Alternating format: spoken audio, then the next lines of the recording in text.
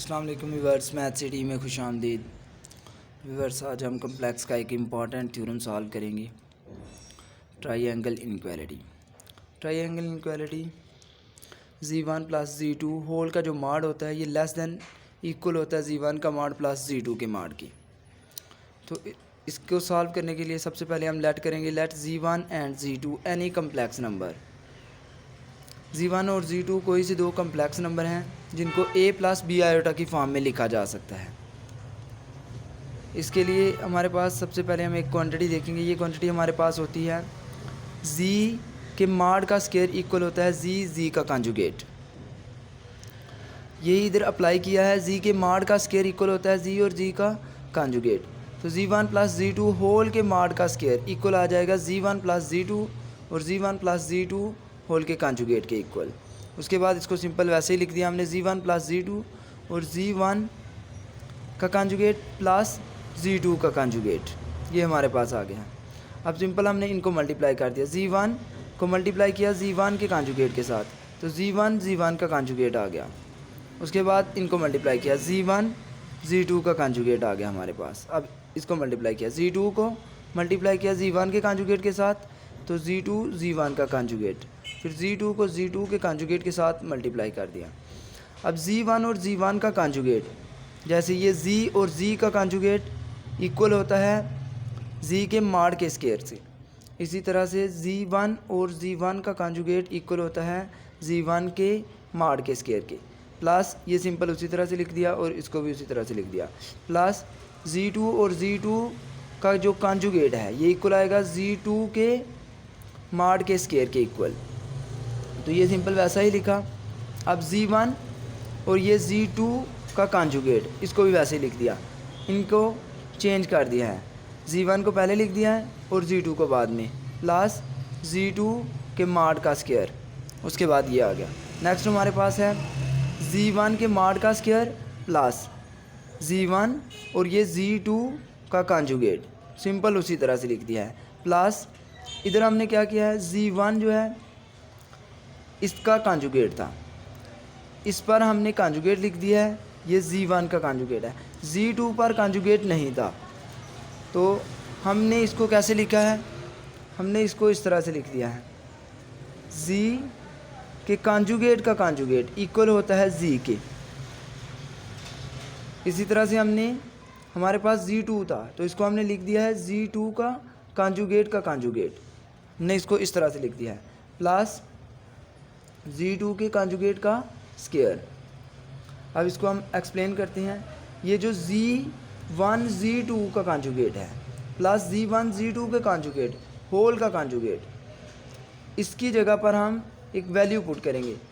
उसके लिए हम देखते हैं, लेट कर लें z हमारे पास x प्लस आयोटा y हो और z का conjugate x minus iota y आएगा, तो z प्लस z का कॉन्जुगेट जो है ये इक्वल होता है 2 रियल पार्ट ऑफ z के। आप इधर देखें, z प्लस आयोटा y और z माइनस आयोटा y, इनको जब हम ऐड करेंगे तो iota y minus iota y के साथ कैंसिल हो जाएगा, 2x आ जाएगा हमारे पास, 2 रियल पार्ट आ गया इधर, 2 बाहर, और जो x है ये रियल पार्ट ऑफ z है इधर से। जब हम इसे सॉल्व करेंगे तो हमारे पास z प्लस z कॉन्जुगेट का फार्मूला आ गया 2 रियल पार्ट ऑफ z। तो अब हमने इसकी जगह पर z1 z2 का conjugate, z1 plus z2 whole का कॉन्जुगेट, इसकी जगह पर पुट करना है 2 real part of z1 z2 का कॉन्जुगेट। अब ये z1 के माड का स्क्वायर, इसकी जगह पर हमने क्या पुट कर दिया है, इसकी जगह पर हमने पुट कर दिया है 2 real part of z1 z2 के कॉन्जुगेट प्लस z2 कॉन्जुगेट का स्क्वायर, ये उसी तरह से लिख दिया हमने। उसके बाद z1 के माड का स्क्वायर प्लस रियल को हटा दिया तो हमारे पास इधर माड आ गया है, z1 प्लस z1 z2 का कॉन्जुगेट, रियल को हटा दे तो इधर माड लिख देते हैं, प्लस z2 के माड का स्क्वायर। अब हमने इसको अलग अलग करके लिखना है, z1 और z2 के कॉन्जुगेट होल का माड है, इसको हम अलग अलग करके लिख सकते हैं, z1 और z2 का माड हो तो इसको हम लिख सकते हैं z1 का माड और z2 का माड। इसी क्वांटिटी की मदद से हमने इसको भी अलग करके लिख दिया है। जब हम माड को अलग अलग करके लिखेंगे तो हमारे पास इधर लेस देन का साइन आ जाएगा।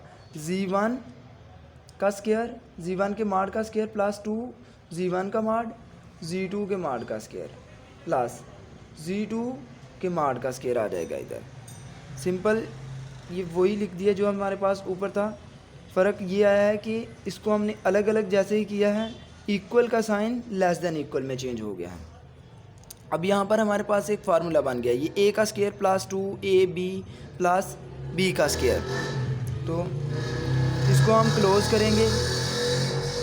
ये हमने दोबारा से वही लिखा है, z1 प्लस z2 माड का square less than equal z1 के माड का स्क्वायर प्लस 2 z1 का माड, z2 का माड, z2 के कॉन्जुगेट का माड प्लस z2 के कॉन्जुगेट माड का स्क्वायर। अब हमारे पास ये क्वांटिटी है कि z2 का कॉन्जुगेट इक्वल होता है z के कॉन्जुगेट के। जो z का कॉन्जुगेट होता है कॉन्जुगेट का माड होता है, जो z के कॉन्जुगेट का माड होता है वही z का माड होता है। तो आप इधर देख सकते हैं z की वैल्यू अगर हमारे पास हो x प्लस आयोटा y और z कॉन्जुगेट की वैल्यू हमारे पास होती है x माइनस आयोटा y, तो z का माड हमारे पास आएगा x का स्क्वायर y का स्क्वायर ऊपर स्क्वायर रूट। तो इधर z के कॉन्जुगेट का माड क्या आएगा, x का स्क्वायर प्लस माइनस y का स्क्वायर ऊपर स्क्वायर रूट। फाइनली हमारे पास आ जाएगा x का स्क्वायर y का स्क्वायर। तो ये z के कॉन्जुगेट का स्क्वायर आ जाएगा, जिसको हम लिख देंगे z का माड इक्वल है z के कॉन्जुगेट का माड। तो इस क्वांटिटी की मदद से हमने इधर z2 का जो हमारे पास माड था इसकी जगह पर हमने लिख दिया है, z2 के कॉन्जुगेट का माड था इसकी जगह पर z2 का कॉन्जुगेट लिख दिया है।